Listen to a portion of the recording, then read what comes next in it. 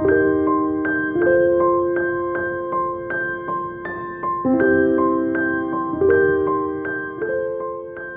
everybody, it's Sven from Crit and Miss, and still the Dungeon Master for Far Beyond the Void.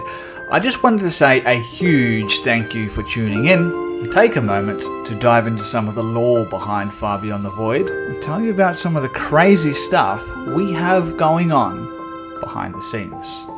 First, I want to talk to you and explain a little bit about the mechanics of Wildspace.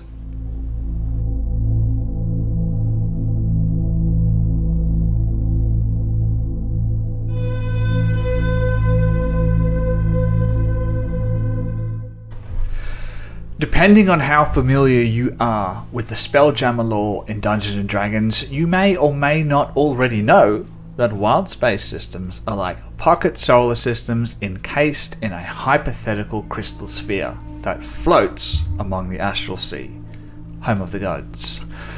Now, it might be tempting to think of Wildspace in much the same way as space that exists in the real world, like an endless, airless, cold vacuum filled with radiation, but this is pretty far from the truth. The presence of magic in this universe has changed things dramatically from what you might be familiar with in real life. It's better to think of Wildspace systems as unique biomes, filled with life, temperature variations, and even weather events, all driven by the ebb and flow of the arcane tide that penetrates all of creation. Indeed, it's this magical tide that propels not just storm clouds throughout the verse, but also serves as the driving force for Spelljammer ships, who use their arcane connection to the Spelljamming helm to catch the drifts of this magical energy in their specialized propulsion devices, be they sails, like the autumn leaves, or otherwise. Although a Wildspace system may seem barren at first glance, there are many creatures in D&D lore that can exist without air, and on closer examination, you might find that the space between astral bodies is in fact teeming with life, reminiscent of life beneath the oceans of Earth. In Far Beyond the Void, smaller astral bodies such as asteroids and small moons may have limited air supplies and gravitational pull, but still be habitable for conventional life, and indeed some such locations have become home to entire societies. Sometimes there are cultures who have worked together to stabilize the atmosphere in order to create a more comfortable living environment, much like the inhabited asteroid of Brawl. Now, I want to tell you about some of the things that we have happening behind the DM screen at Crit Miss.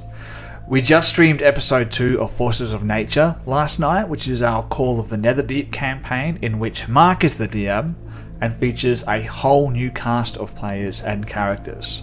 If you enjoy what we do for Far Beyond the Void, then I guarantee you that you'll get a kick out of Forces of Nature as well. For the time being though, the only place to catch those episodes is on Twitch, and they are streamed live every Thursday at 7 PM Australian Eastern Standard Time. But wait, because that's not all. To celebrate the first year of streaming tabletop RPGs, we are going to be giving away a digital copy of the Dragons of Stormwreck Isles. But to go into the draw for that, you need to catch the live streams on Twitch. You'll accrue platinum points while you watch. The longer you watch, the more points you get. But you can also get more points by following and subscribing. And once you have enough points in the bank, you can then use them to buy tickets by typing !enter into the chat. The winner will be announced during episode 1 of the Witching Hour on the 22nd of February. Make sure you keep your eyes open for the official announcements on Instagram and Facebook.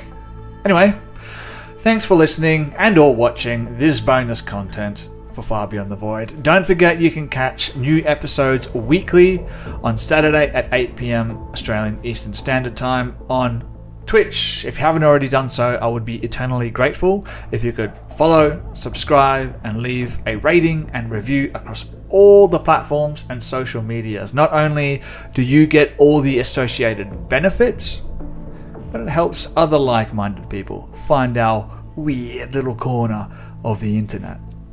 Anyways, have a great week. Keep rolling those natural 20s.